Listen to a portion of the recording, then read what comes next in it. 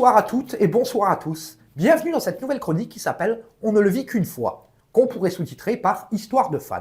Alors, un petit peu à l'instar de ce qu'on fait habituellement dans Bonne ou Mauvaise, il n'y a pas de prompteur, il n'y a pas de texte structuré, etc. Et on est très très loin de ce qu'on fait habituellement lors des directs ou lors des chroniques. Ce soir, nous n'allons pas rentrer dans l'analyse d'une scène, d'un film, d'un roman, etc. On est vraiment aux antipodes de tout ça. Simplement, ce soir, c'est de revenir un petit peu sur le côté humain, de revenir tout simplement sur notre vie de fan. Et je veux dire, ce soir, c'est moi qui ouvre, mais de la semaine prochaine, ce sera peut-être quelqu'un d'autre, etc. Occasion de vous rappeler naturellement qu'à l'image de la chaîne, ce format vous est totalement ouvert, quel que soit, que vous soyez fan, chroniqueur au sein de la chaîne, que vous soyez simple membre de notre groupe Facebook, etc. Envoyez-nous simplement un petit mail à l'adresse qui va s'afficher en bas de l'écran et on essaiera de vous aider dans la mesure de nos moyens sur la partie purement technique. Alors, on ne le vit qu'une fois, c'est simplement de parler d'une expérience de fan qui a pu avoir lieu il y a 10 ans, il y a 30 ans, il y a 40 ans, etc. Peu importe. Simplement un événement marquant dans la vie d'un fan. Alors en ce qui me concerne, vous le savez, je l'ai raconté moult et moult fois, et je vais encore revenir une fois dessus, parce que finalement, comme on dit, ça ne mange pas de pain. Vous savez que j'ai découvert les films de James Bond dans les années 80, vers les années 82-83, à l'époque où les films venaient juste de sortir pour la première fois en vidéo domestique, édités par Warner Home Video.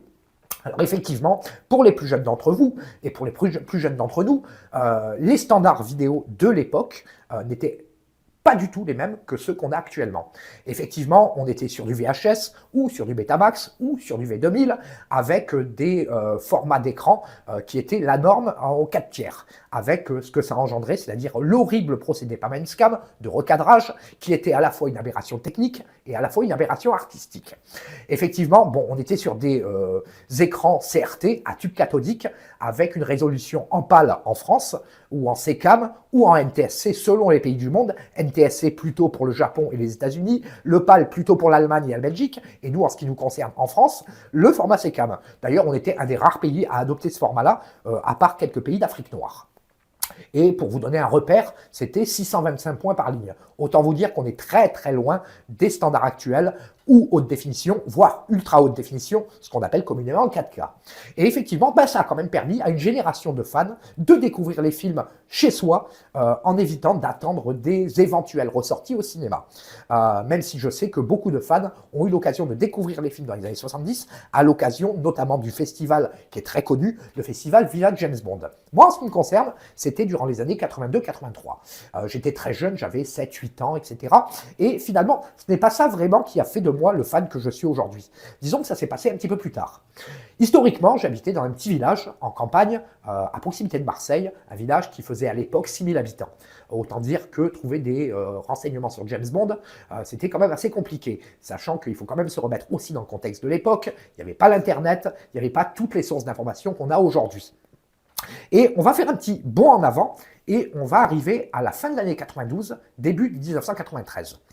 Première année où j'adhère au Club James Bond France, qui était dirigé à l'époque par nos amis Laurent Perriot et Jérôme Nico. Le club aujourd'hui a subi différentes restructurations. Il a été ensuite restructuré et dirigé par notre ami Pierre Rodiac, et aujourd'hui il est géré, comme vous le savez, par Luc Leclèche. Et tout ça pour dire que quand j'ai commencé mes études à Marseille en 1992, je suis passé d'un village de 6000 habitants à une ville à l'époque, de 1,2 million d'habitants. Donc on n'était pas du tout sur la même chose.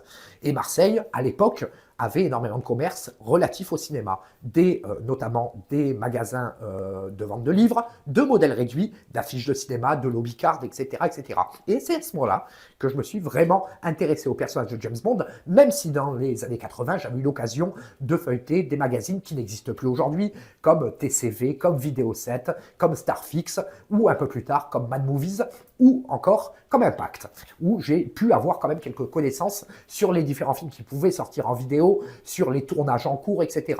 Mais on était très loin de ce qu'on connaît actuellement avec l'avènement de l'Internet. Et toujours durant cette année 92, j'ai eu l'occasion d'acquérir mes premiers livres de Ian Fleming et accessoirement les livres de John Garner, d'acquérir mes premiers vinyles, mais surtout, en 1992, au mois de décembre, j'avais eu l'occasion de trouver dans un magasin d'occasion le livre qui sera ma Bible pendant près d'une décennie, c'est-à-dire juste avant et bien avant la sortie du CD-ROM que certains connaissent, qui s'appelle Les Dossiers Secrets, qui a marqué d'ailleurs l'ouverture des archives d'Eon avec pour le coup une véritable Bible interactive, mais ça, on en reparlera à l'occasion d'une autre vidéo. Et donc 1992, je découvre dans un magasin d'occasion un livre qui est resté pour moi, et je pense pour beaucoup de fans francophones, comme la Bible pendant près d'une décennie. Je veux bien sûr parler du livre de Jean-Marc Palan et Jean-Marc Pinson qui s'appelle Licence de tuer. Un livre qui a été sorti à l'occasion des 25 ans de la saga, et qui marquait la sortie aussi de Tuer et pas jouer, et qui reprend par le menu finalement tous les films de Dr No jusqu'à Tuer et pas jouer. Alors effectivement, par rapport aux informations qu'on a aujourd'hui, le livre peut sembler aujourd'hui très incomplet. Il est, cela dit, remarquable par son côté iconographie, par ses fiches techniques, par le résumé de tous les films, etc. Et je veux dire, il y a quelques anecdotes, mais je veux dire, pour un fan de 16 ans comme j'étais à l'époque, c'était véritablement la Bible, et ça l'est resté, comme je l'ai dit, pendant presque 10 ans. Et ce livre, finalement, il a connu finalement un mauvais destin, un coup de malchance, c'est qu'il a été rapidement interdit à la vente parce qu'il enfreignait la propriété intellectuelle à l'époque de MGM et United Artists et d'Eon Productions. Donc le livre s'est retrouvé rapidement dans les bacs de solde et finalement il n'a pas connu le succès qu'il aurait dû, même si aujourd'hui il est très facile à trouver en occasion aux alentours d'une trentaine, quarantaine d'euros. Et occasion aussi de revenir sur son auteur, enfin du moins l'un de ses auteurs, Jean-Marc Palan, qui fut historiquement le premier créateur du premier fan club de James Bond français en 1979. Comme je le disais tout à l'heure, par rapport au club qu'on a actuellement géré par Luc Leclèche, on était sur quelque chose de très très différent. Pas d'événements, pas de publications, simplement à l'occasion l'envoi de quelques photos dédicacées, etc. On était vraiment sur quelque chose de très très différent. Il est vrai que la culture cinématographique bondienne n'était peut-être pas aussi accessible que ce qu'elle l'est aujourd'hui. Et peut-être que finalement, il n'y avait pas de fans aussi importants prêts à s'investir dans une structure comme c'est le cas actuellement dans notre club français, avec énormément de bénévoles qui investissent, qui écrivent des articles, etc. etc. Donc 79 jusqu'à 2024, effectivement, il y a eu un long chemin qui a été parcouru auprès des clubs. J'ai l'occasion de remercier d'ailleurs le Club James Bond pour son travail quotidien. Je salue d'ailleurs Luc Leclèche, Eric Saucine, Jessie Conja, mon ami Ewen Palanque, etc., qui font un travail au quotidien absolument remarquable. Non, je pas personne, mais j'espère surtout que je n'oublie personne. Mais bref, revenons-en à Licence de tuer de Jean-Marc Palan. Alors effectivement, bon, c'est une Bible. Ça a été une Bible pour moi, le jeune fan de 16 ans. Ça m'a appris beaucoup de choses. J'ai mémorisé énormément de données sur la saga. Certes, un peu moins que ce que m'apportera les dossiers secrets dont je parlais tout à l'heure. Mais je veux dire, ça a été un événement vraiment marquant dans ma passion pour le personnage de James Bond. Parce que, comme je l'ai dit après, ça a été l'acquisition de mes premières affiches, l'acquisition de mes premiers produits dérivés, modèles réduits, etc., etc. Mais pour moi, vraiment, ça a été vraiment le déclencheur, je le pense, de la passion qui aujourd'hui m'anime encore presque 3 décennies plus tard, voire plus de 3 décennies plus tard. Après, on peut toujours discuter ça et là de l'auteur en tant que tel. Oui, effectivement, il a été créateur du premier club, mais cela dit, bon, le personnage est quand même assez atypique, par des prises de position parfois un peu extrémistes, un peu excessives, à l'endroit notamment d'acteurs comme Roger Moore ou plus récemment de Pierce Brosnan. Toujours est-il que bon, ce monsieur, ce bonhomme, il a quand même apporté quelque chose d'unique dans la sphère francophone mondienne par la création de cet ouvrage qui a été, voilà, comme je l'ai dit, une Bible absolue pendant presque une décennie.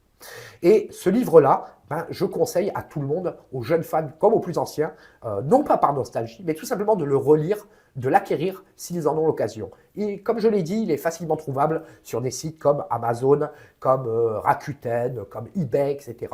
Comptez, comme je l'ai dit, une trentaine ou une quarantaine d'euros. Voilà, c'était quelque chose qui me tenait à cœur d'en parler et c'est un petit peu le concept de cette chronique, c'est-à-dire revenir sur des événements marquants. Après, dans ma vie de fan, il y en a eu plein d'autres. Ça a été la découverte des films de Pierce Brosnan, ça a été l'acquisition de pièces de collection absolument remarquables. Mais bon, ça fera peut-être l'objet, ça fera sûrement d'ailleurs l'objet d'une prochaine chronique. Voilà, c'était le petit moment de vie que je voulais partager ce soir avec vous. Et écoutez, la semaine prochaine, ça sera peut-être quelqu'un d'autre qui parlera d'un événement de sa vie de fan, peut-être une bonne ou mauvaise, peut-être autre chose. La chaîne vit au gré finalement des envies des uns et des autres, et c'est comme ça que ça va fonctionner. N'oubliez pas, comme on l'a dit et comme on le répète à l'envi, n'oubliez pas de vous abonner à la chaîne si ce n'est pas encore fait. Pensez à liker, à commenter, à partager cette vidéo, ça nous aide au référencement. Je vous souhaite à toutes et à toutes une excellente soirée et je vous dis à très bientôt.